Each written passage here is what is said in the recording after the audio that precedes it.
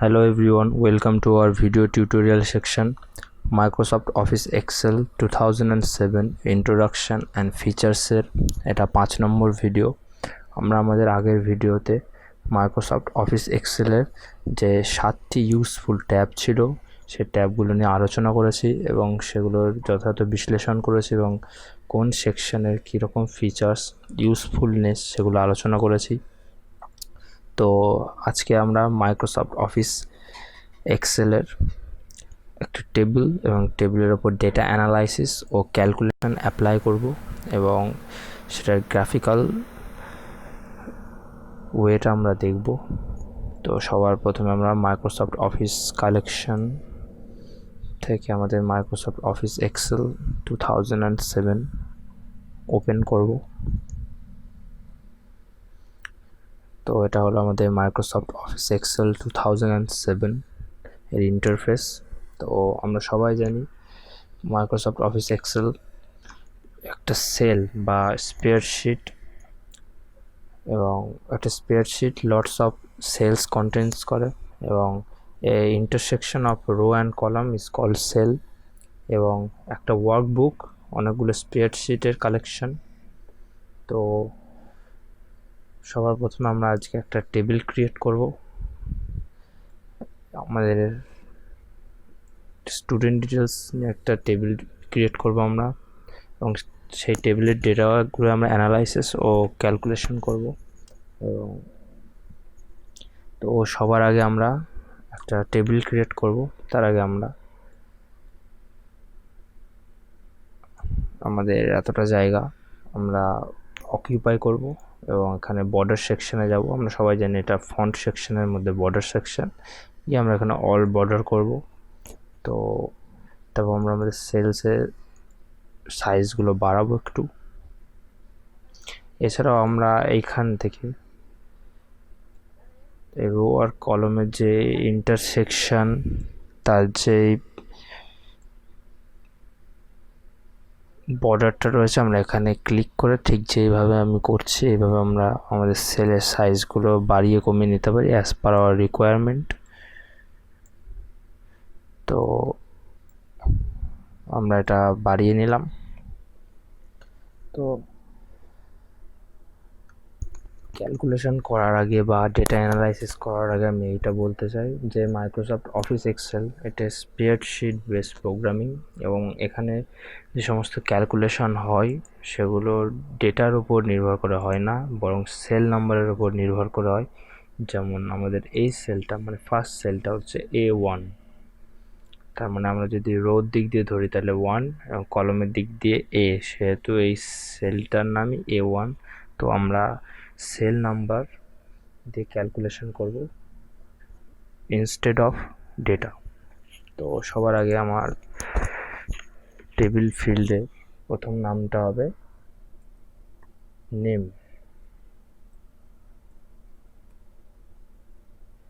তারপর আমি চলে যাই রোল, তারপর একটা লিখব সাবজেক্ট 1, তারপর একটাই সাবজেক্ট 2, তারপর একটাই সাবজেক্ট 3, তারপর টোটাল,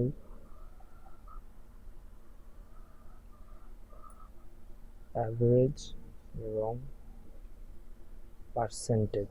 তোমরা সবাই এটা দেখে বুঝতে পারছি যে এটা একটি স্টুডেন্ট ডিটেলস বা স্টুডেন্ট মার্কশিট ক্যালকুলেশন হবে এবং তার ডেটা অ্যানালাইসিস হবে। তো আমি আমাদের টেবিলের হেডিংটা সিলেক্ট করব এবং একটু কালার দেবো।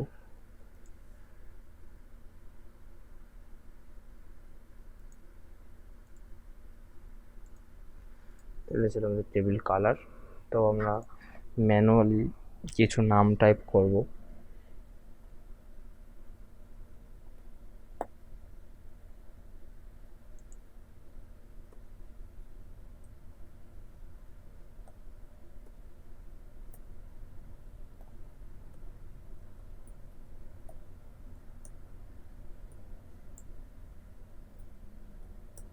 তো আমরা আমাদের 4টে নাম এখানে ইনপুট করেছি এবং এখানে অ্যাজ পার আওয়ার রিকোয়ারমেন্ট আমরা রোল নাম্বারগুলো অ্যাড করব। এবার আমরা সাবজেক্ট মার্কস অনুযায়ী যদি আমরা সত্যি কোনো ডেটা অ্যানালাইসিস করতে চাই বা কোনো মার্কশিট বানাতে চাই, ভার্চুয়াল না রিয়েল, তো আমরা আমাদের এখানে ইন্টারফেসটা বা এখানে এইভাবেই ইউজ করতে পারি টেবিলটা। যদিও আমরা এখন ডিফল্ট ভ্যালু দেবো আমাদের মনের মতো। তো আমাদের ওয়ার্ক পারপোজে আমরা এখানে অ্যাকচুয়াল ভ্যালু দিয়েও করতে পারি ক্যালকুলেশন। তো আমি কয়েকটা ম্যানুয়ালি ডেটা ইনপুট করছি যেগুলো আমার ক্যালকুলেশনে হেল্প করবে। তো এখানে সাবজেক্ট 3 আমি কিছু ম্যানুয়াল নাম্বার দিয়ে দিচ্ছি। তো এগুলো ছিল আমার ডেটা এন্ট্রি বা ডেটা ইনপুট।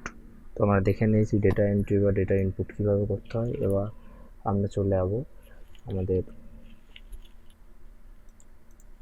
ক্যালকুলেশনের ওপর। তো তার আগে আমার এখানে কিছু এক্সট্রা কলম রয়ে গেছে সেগুলো বা এক্সট্রা টেবিল ফিল্ড রয়ে গেছে সেগুলো আমি নো বর্ডার করে দিলাম। তো আমার টেবিলটাও এইটুকু দাঁড়ালো। তো এবার আমরা টোটালের ওপর সিলেক্ট করে এখানে ক্যালকুলেশন করব। তো আমরা যে সেলটা সিলেক্ট করেছি সেটা হচ্ছে F2, মানে 2 নম্বর রোয়ের F কলাম। তো আমরা এখানে কি করব, যেহেতু সাম করব, তার সামের ফর্মুলা আমরা সবাই জানি যে 3টে সাবজেক্টের যোগ করে যেটা বেরোবে সেটা আমাদের আলটিমেট সাম হবে এখানে। তো এই 3টে সাবজেক্ট কীভাবে যোগ করব আমরা দেখে নিচ্ছি। তো এক্সেলে যে কোনো ফর্মুলা শুরু হয় ইকুয়ালস টু দিয়ে। তো এখানে আমি ইকুয়ালস টু দিলাম। তারপর যে 3টে সেলের সাম আমি বের করছি, সর্বপ্রথমে sub1, তারপর প্লাস, তারপর sub2 প্লাস sub3। তো এই 3টে ছিল আমাদের 3টে সাবজেক্টের নাম্বার, যেই 3টের সাম আমরা বার করছি। তো আমি যেহেতু প্রথমে বলেছিলাম যে এক্সেলে ক্যালকুলেশন সেল নাম্বার ওয়াইজ হয় রাদার দেন ডেটা, তো এই 3টে সেল নাম্বার দিয়েছি C2, D2 এবং E2। এবার আমরা এন্টার মারবো। তো আমরা এখানে দেখতে পাচ্ছি যে আমাদের টোটাল সামটা বেরিয়ে গেছে। তো এবার এখানে একটা ছোট্ট টিপস আছে যেটা আমি বলতে চাই, যে আমি যেহেতু আমাদের ফার্স্ট কলমের বা আমাদের ফার্স্ট রোয়ের রয় যে নাম রয়েছে, যা রোল 1, তার টোটালটা বার করেছি সাম করে। তো এবার আমাদের যে বাকি 3জন আছে তারটা আমরা ইন্ডিভিজুয়ালি আলাদা আলাদা করে ফর্মুলা অ্যাপ্লাই করে যেভাবে আমি করলাম সেভাবে করতে পারি। এবার একটা ছোট্ট টিপস আছে যেটা হলো আমাদেরকে এই সেলের এইখানটায় আনতে হবে যেখানে প্লাস চিহ্নটা আসছে, এটা হচ্ছে ফিল হ্যান্ডেল। তো এটা দিয়ে আমরা নিচের সেলগুলো ফিল করতে পারি। এটা আমাদের এখানে ক্লিক করে নিচের দিকে ড্র্যাগ করলে দেখতে পাচ্ছি আমরা যে বাকি 3টে রেকর্ড ছিল, মানে বি সেন, আর ঘোষ এবং এন পল, এদের যোগটা বা সামটা হয়ে গেছে একসাথে উইথাউট আমার কোনো ফর্মুলা অ্যাপ্লাইং করে। তো এটা ছিল আমাদের ফিল হ্যান্ডেলের কাজ। তো এরপর আমরা চলে আসি অ্যাভারেজের ওপর। তো অ্যাভারেজের ফর্মুলা আমরা সবাই জানি, টোটাল আর number of subject, total divided by number of subject. তো আমার এখানে টোটাল আছে এইটা এবং সাবজেক্ট আছে 3টে। তো আমরা কি করব, অ্যাভারেজে আমরা যেহেতু বলেছিলাম যে এক্সেলের সমস্ত ফর্মুলা ইকুয়ালস টু দিয়ে শুরু হয়, তো সবার প্রথমে আমরা ইকুয়ালস টু লিখব। তারপর আমরা total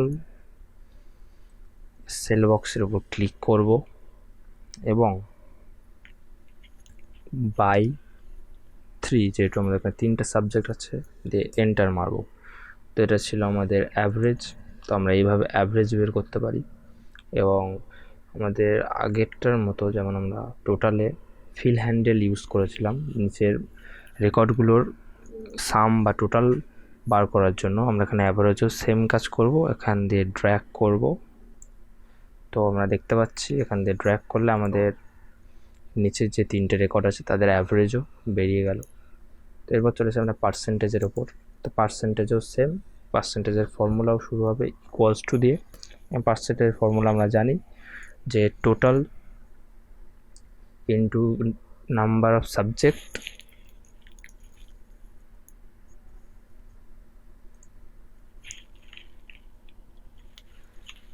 total into maximum number of subject, মানে যদি আমার ফার্স্ট সাবজেক্ট বলি বা সেকেন্ড সাবজেক্ট বলি বা থার্ড সাবজেক্ট বলি, এর ফুল মার্কস যদি 100 হয়ে থাকে বা 50 হয়ে থাকে, ফুল মার্কসটা আমাদেরকে বসাতে হবে। তো আমাদের এখানে যেহেতু ফুল মার্কস 100 ছিল, তো আমরা টোটাল ইন্টু 100 এবং divided by the number of subject, তার মানে 3টে সাবজেক্ট আছে, তো টোটাল আমাদের ম্যাক্সিমাম মার্কসে 300 হবে।